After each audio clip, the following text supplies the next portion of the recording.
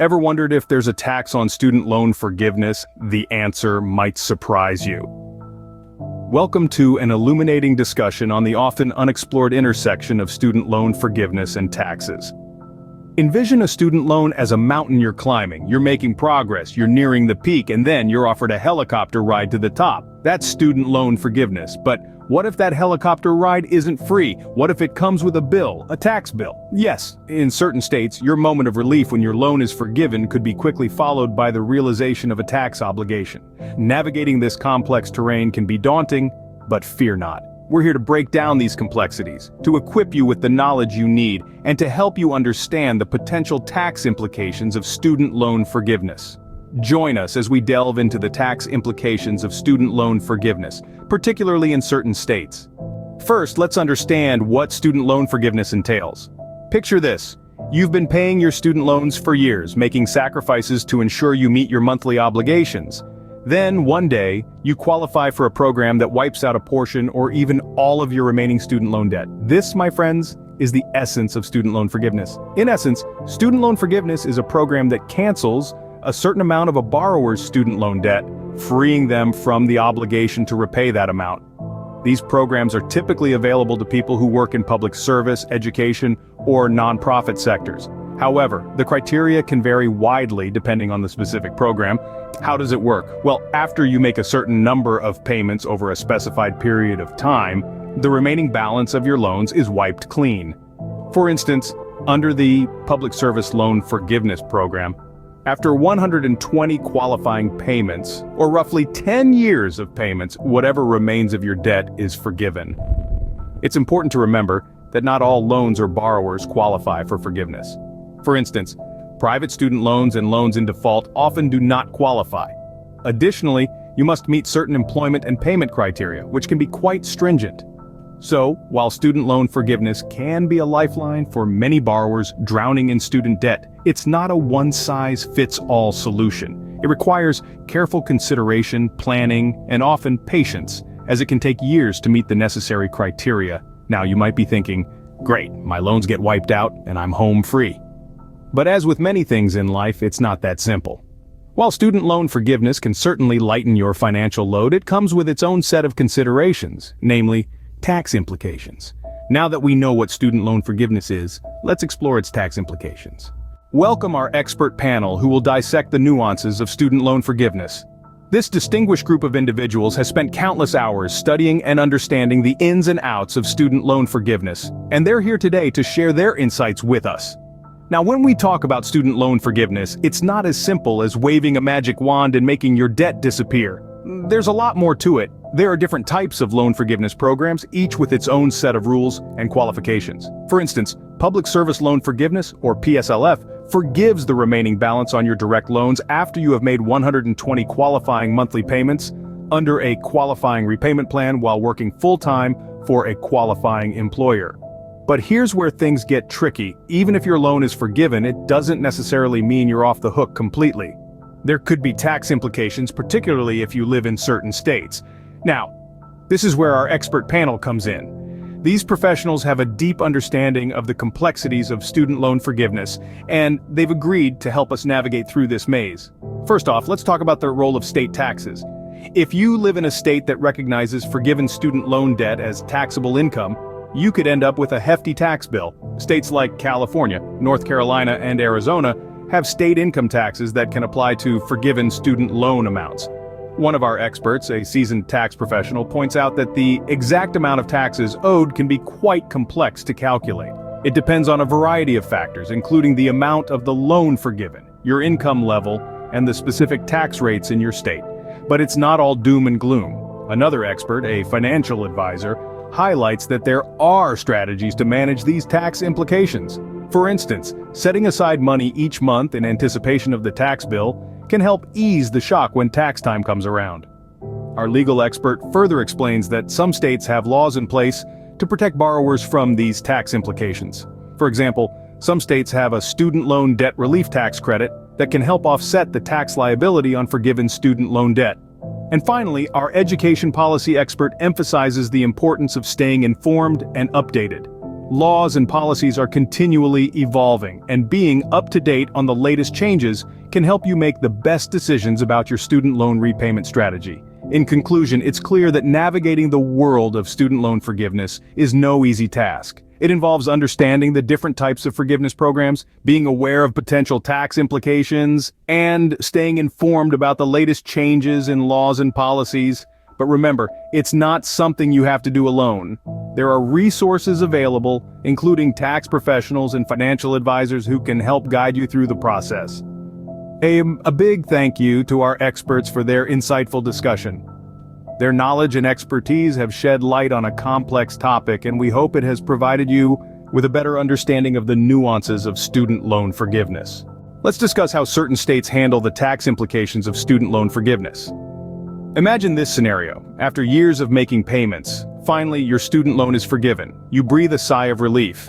But then you find out that your state views this forgiven loan as taxable income, and now you have a hefty tax bill to pay. Not exactly the sigh of relief you were expecting, right? This is the reality for residents in several states. In the United States, tax laws vary from state to state. Some states, like California, North Carolina, and Arizona, consider forgiven student loans as taxable income. This means that if your student loan is forgiven while you're a resident of one of these states, you could be hit with a significant tax bill. Now, you may be wondering, why would these states tax forgiven student loans? The answer lies in the way different states interpret and apply income tax laws. Some states view the forgiveness of a loan as a financial gain for the individual, and therefore they consider it taxable income. On the other hand, there are states, such as Texas and Florida, that do not have state income tax. Therefore, residents of these states do not face the same tax implications when their student loans are forgiven. Then there are states like Pennsylvania and Minnesota, which follow federal tax law in this regard.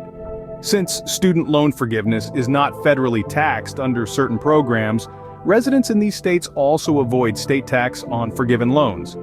In the grand scheme of things, the state you reside in when your student loan is forgiven can significantly influence your tax obligations. This is why it's crucial to be aware of your state's stance on this issue.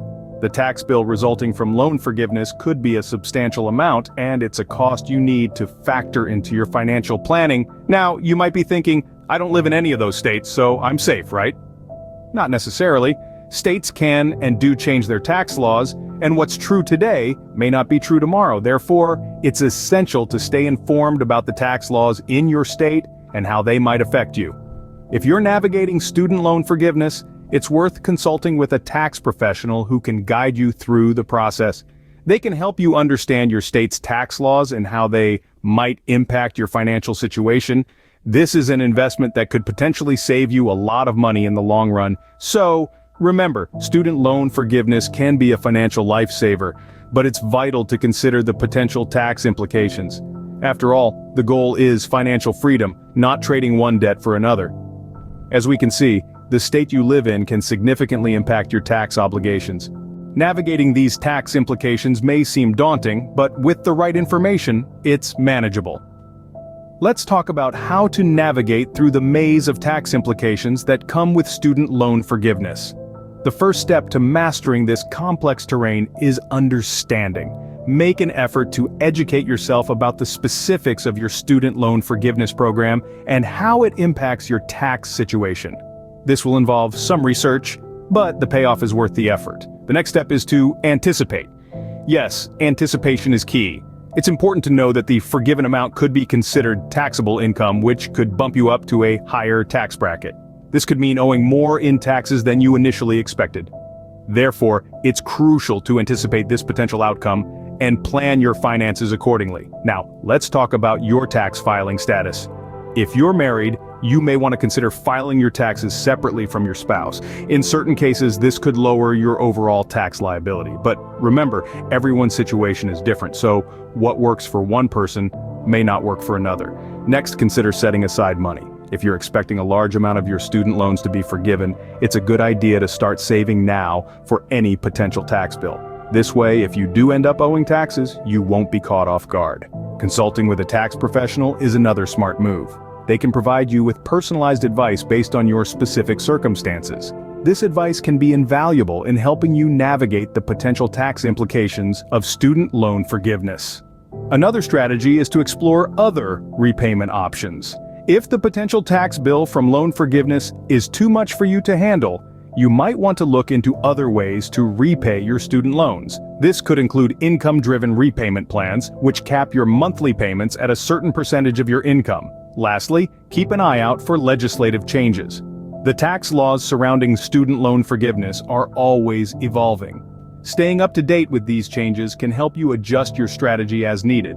So there you have it. Navigating the tax implications of student loan forgiveness may not be a walk in the park, but with the right information, careful planning, and professional advice, it's definitely manageable.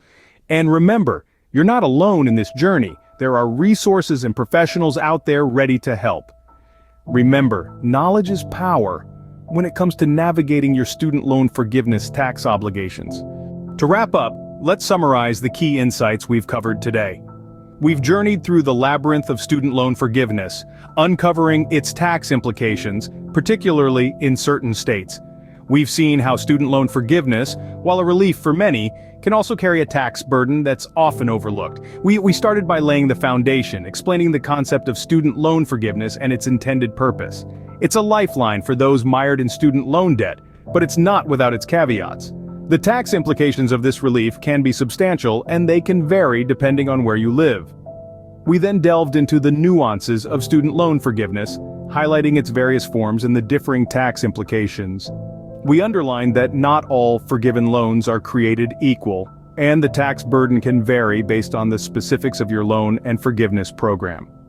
Next, we explored state-specific tax implications, spotlighting states like California, North Carolina, and Arizona. These states, among others, can impose state income taxes on forgiven student loan amounts. This reality underscores the importance of understanding your state's tax laws when considering student loan forgiveness. Finally, we discussed how to navigate these tax implications, emphasizing the importance of consulting with a tax professional. They can guide you through the complex process and help you understand your potential tax liability.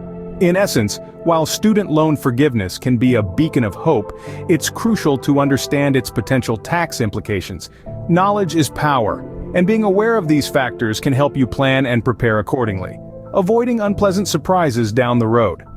Thank you for joining us today. Remember, understanding the tax implications of student loan forgiveness can help you make informed decisions and plan for the future. Stay informed, stay empowered, and take control of your financial journey. Until next time, keep exploring, keep learning, and keep aiming for financial freedom.